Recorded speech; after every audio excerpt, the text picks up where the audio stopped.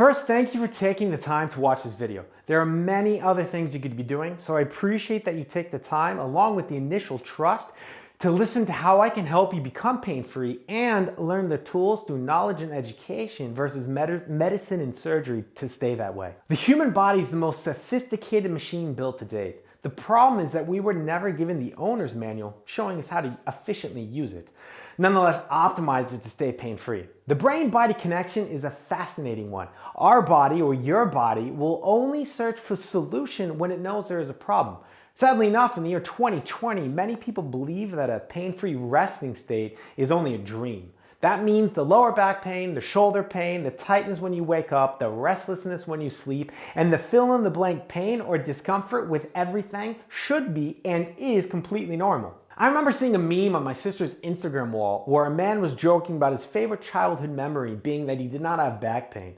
While that is funny in one sense and gave me a chuckle, it is also crazy and really sad to believe that people actually think this way. I've lost count with the amount of people that I've helped learn the tools to become and stay pain-free. The amount of knee surgeries, back surgeries, and hip surgeries I have prevented or saved is more than I can count. Or even more specifically, clients like Chris that was told he could never ski again. Yet 6 months later, he was beating his 2 young boys down the mountain. Or Tice, who suffered from lower back pain for more than 7 years and told me time and time again that being pain-free would be a dream come true. Tice is not only pain-free and was pain-free after 3 months, she learned the tools to stay that way and is back doing what she loves with her husband and kids. Sandra was told that running was something she needed to give up. The doctor did not ask any questions or know that running was her passion, and her goal to herself was to complete a triathlon the following year for a birthday present. When I met Sandra, she was frustrated and confused. Not only did we get her back to running, she was able to achieve a faster time than she ever thought possible. I could go on and on with the success stories of my clients, but that is not why you're here engaging with this video. Let's use my knowledge and education versus medicine and surgery template through my signature movement, mobility, and lifestyle protocol to start your journey to becoming and staying pain-free with these 4 call to actions you can start today. All right, so we're going to go over this topic of movement quite often because this is going to be one of the key concepts that's going to bring us and allow us to become pain-free and stay pain-free. Because this idea of the brain-body connection in this problem versus solution issue is very important. And again, if we don't find this problem, our brain cannot search for a solution. So right now, what I want us to do is start in this position where it is almost as if you're going to go into a push-up. And from here, I just want to see, 1, are you able to hold this position? Can you hold this position stable, really? Or are you finding that your right shoulder hurts, your left shoulder hurts, your balance is a bit difficult? Because from here, once we're able to hold this, you can try it for 15 to 20 seconds. Then what I want you to do is see if you are able to raise one arm and the opposite leg. So I will start with my right arm and my left leg. And from here, I want to see if I'm able to maintain the balance without shifting or rocking or losing my coordination and breathe at the same time. So my goal here would be to go through this exercise, counting my left as 1, my right as 1, and then continuing for about 15 to 20 and seeing what happens. Do I notice that my butt comes up because I start getting a bit weak? Do I notice I start to bow down because my back gets to get tired? Is it difficult for me to breathe? Do I start losing my balance? Do I start coming up with the wrong coordination? How am I moving? How are you moving? And are you able to smoothly do this? And when you reach 15 or 20, would you be able to keep going? Could you do a few sets? This is the feedback, the information we need to get an idea of exactly where you are. Because now, once we've warmed you up, we're going to go through a movement practice exercise, and we're going to go through a concept of having this stone in your shoe, which I'm going to explain in the next video, and how sometimes we can have everything in the world, but if we just don't take a moment to actually do this simple solution, then we're really kind of really wasting everybody's time. So I go over that more in the next video. For right now, I want you to play around with this, see how it feels, incorporate this into your day, and then when you learn how to do the squat exercise, feel how warming up the nervous system, coordinating your body, and then learning how to move correctly really works together. All right, so now I want to go into a basic foam roller exercise. Many of us, I'm sure by now, have used a foam roller. If not, no worries, it's totally fine. I'm going to go through step-by-step directions on how we want to use this. If you don't have one yet, please get one. You can borrow one from a friend. You can do this at the gym. You need nothing special. I've got a bright orange one only so you guys can see it a little bit easier. However, what we want to do right now is start in a position which many of you have probably done before, but then we're going to go in two more positions that are going to be a bit more target specific in what might be causing, one, our overall body pain, two, hip pain, and three, especially lower back pain. So what I want you to do right now is you're going to go ahead and I'm going to work on my right leg so you guys can see me better here. I want you to sit on the roll. Now you're going to notice that my left leg is bent, my right leg is extended, but I have it in something I like to call the dead leg position. That means my leg is turned out, so it's externally rotated, and it's bent a little bit. You're gonna realize when you have it in this position right away, the tension that you would have in this position versus here is completely gone. That's why we call it the dead leg. From here, what I wanna do, I'm gonna scoot up just a bit for the camera. What I want you to do is just start to roll forward and back. Now again, I don't want you rolling from the right leg. I always try to say, try to bring the leg with you, because if it was dead, you would not be able to use it at all. From here, I want you to lean a little bit right, because that's the leg that we're working on. So when we do the left side, it would be the exact opposite. From here, what I want you to do is then drop down on your elbow.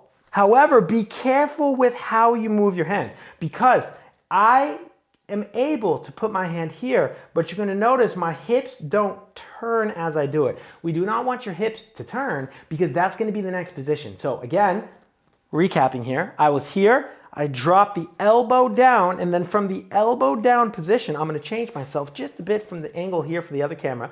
I'm going to put my hand here where my hips have not turned, and I'm now gonna roll up and down in this position. You're gonna realize that maybe this one hurts a little bit more, because this is often the tissue, this is our gluteus medius, so the outside of our bum, if you will, that we're often not working on. And these muscles, being extremely large, are connected directly to our lower back and our hips and our pelvis and all that. So if that can't move, how can our lower back move? If our lower back can't move, but yet we're moving all day long, then we're gonna, of course, have some pain. Now, again, if this is a bit sensitive and it hurts a bit, fantastic, because this is how we find the problem, so we can then create the solution to get you pain-free and to keep you pain-free.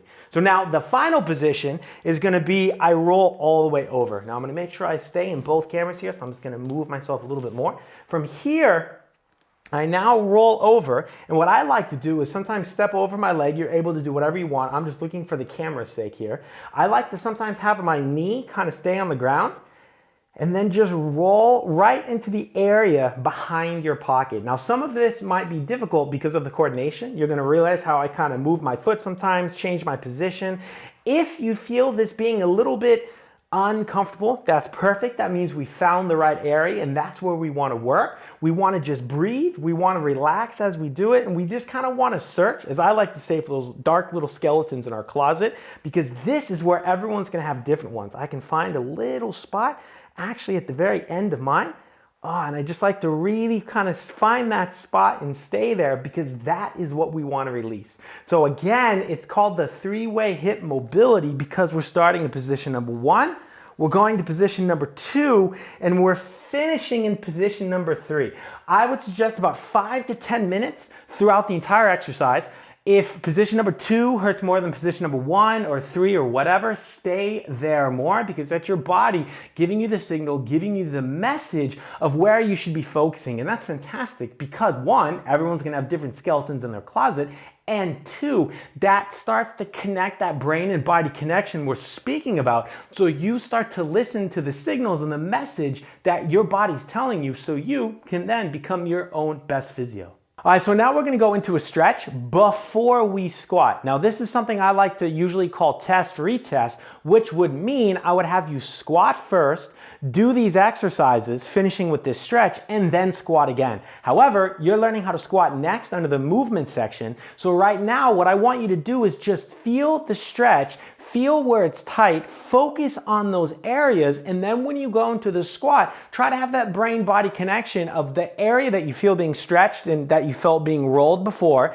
And while you're squatting, which is the next video, see if you can kind of connect that brain-body connection to where you're releasing and stretching now to where you're feeling when you're going into that squat. So without further ado, let's go ahead and have you step with the right leg forward and the left leg is going to be as far back as possible. Now, this is quite interesting because I'm going to give the answer away to the squat question coming up next right now because it's a perfect example to show you where the knee should be. Now, we like to call this exercise, I'm going to rotate myself in the camera, the hip opener, and you can really see it in this other camera here. The reason we call it the hip opener is look what happens to my knee. My knee is not in line with my toe because if it was, I would feel like I'm a little bit scrunched up. I wouldn't have the room that I need. However, when I allow that hip to open up a little bit, I feel it much more in the hip. I feel it also straight in the left leg, in the front. This would be where our hip flexor is.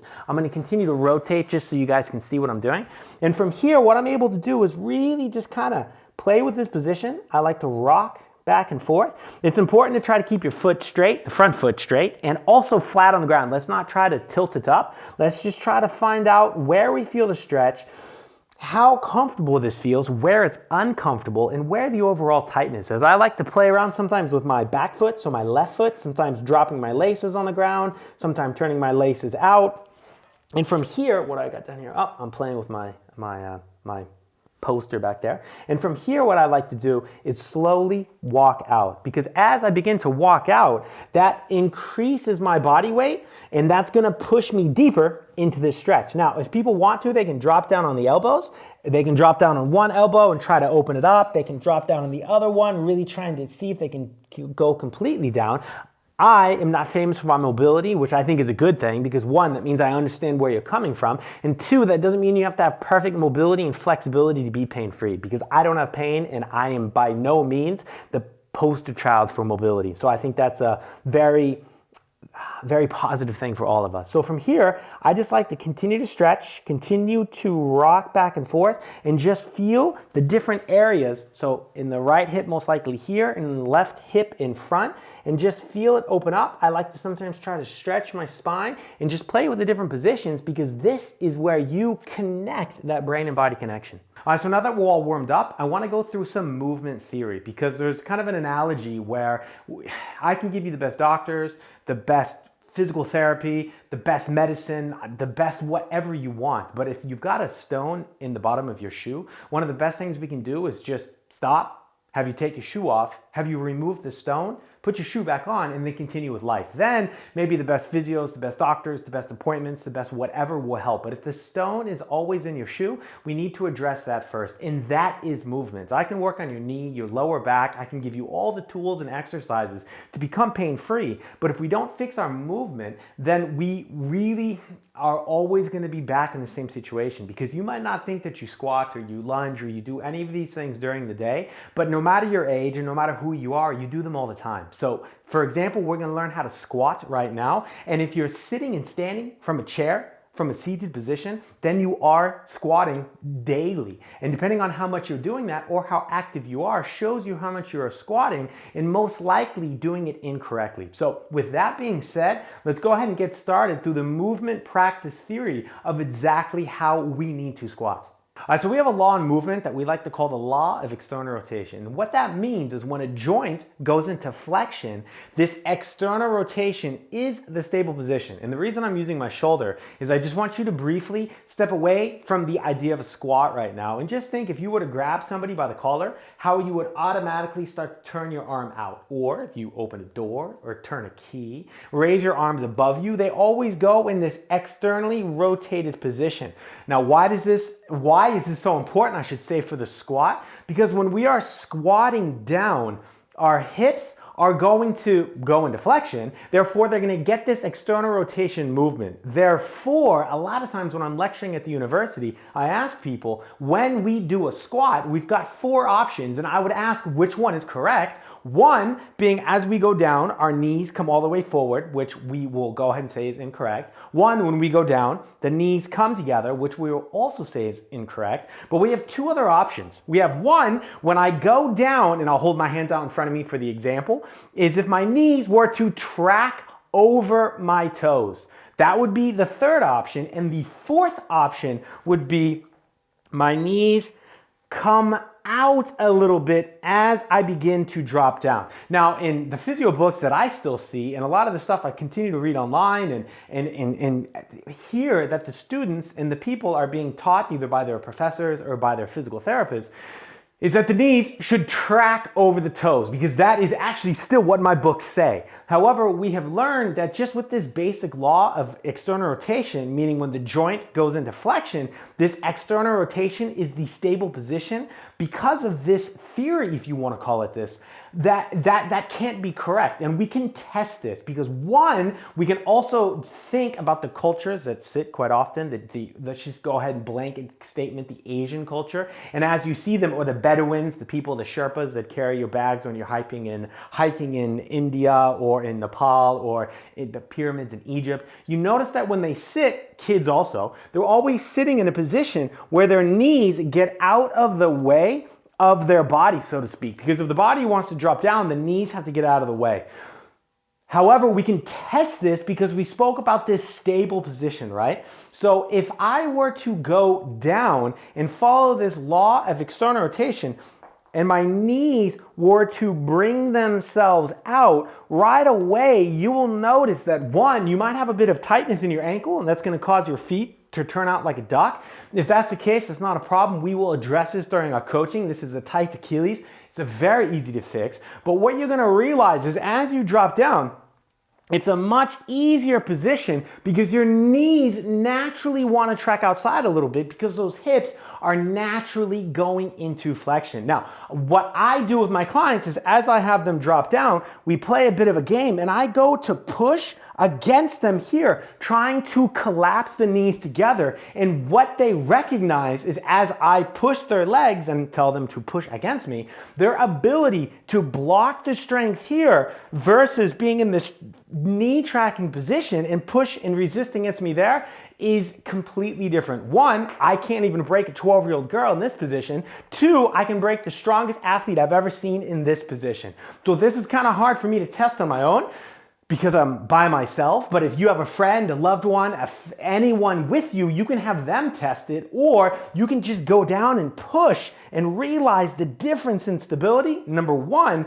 And number two, now that we know the correct position, something that is very interesting is if I take my shoe off, get that to the side, you might notice as I go down, as I start to squat with my knees tracking over my toes, so the incorrect way, look what automatically happens to my knee and especially my ankle. You see it collapse in. So right now, if we're tracking with our knees over our toes, we're not following that law of external rotation for that stable position. Therefore, we're not in this position we need to be in for the most strength. And while you might argue that you're not squatting 100 kilos or you're not going to the Olympics or whatever, that doesn't matter. If you have a Toyota Camry or if you have a Ferrari Enzo, you still want to make sure you take proper care of it so it lasts a very long time. So if we learn how to move better, this is the idea, the concept, the analogy of sitting down, taking our shoe off, pulling the stone or the rock out of it,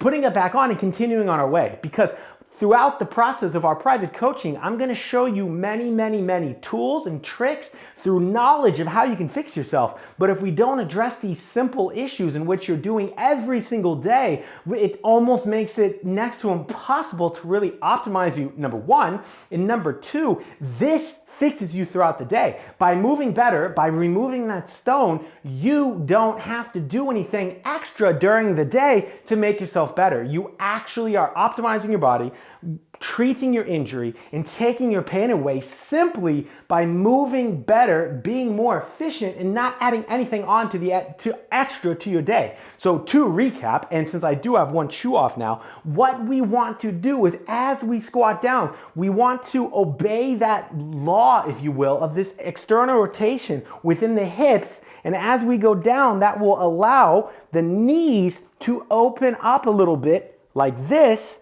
as we squat down. Now, if you notice your feet turn, don't worry about that. We will address that in the future. However, like I said in my speech, the brain can only find a solution when it knows there's a problem. So if our feet are turning out, we just recognized one issue that we need to work on. One of my favorite lifestyle topics that we're going to discuss here is sleep. Did you know that 1 out of every 14,000 people can sleep 6 hours or less and not be negatively affected by it? Your chances of being struck by lightning are actually greater. The recommended amount of sleep is 7 to 9 hours. Sleeping 6 hours in one evening increases your chance for depression by 75%, decreases your cardiovascular function by up to 45%, and the inability to properly deal or regulate your emotional response to daily situations becomes the norm. Every year, when we lose an hour of sleep due to daylight savings, we have a 24% increase in heart attacks reported the next day. What happens when we gain that hour back? There is a 21% decrease that following day. Without sleep, your body cannot function. If your body is not able to function, it cannot fix itself. Simply said, sleep more, sleep better, and you will be amazed how it helps you on your journey to becoming and staying pain-free. Incorporating my signature lifestyle approach does not take away from our main focus of you becoming and staying pain-free. It gives you another layer of protection through my knowledge and education template, making you even more bulletproof from unneeded or unwanted pain, or as I like to say, unbreakable. What's the next step? Simple. Now it is your turn to take action by signing up for a free strategy session. I can teach you the tools and knowledge that you need to become and stay pain-free. However, you are the only one that can pull the trigger and take that action. If you are ready to make the next step in your pain-free future, I look forward to seeing you on our live call together.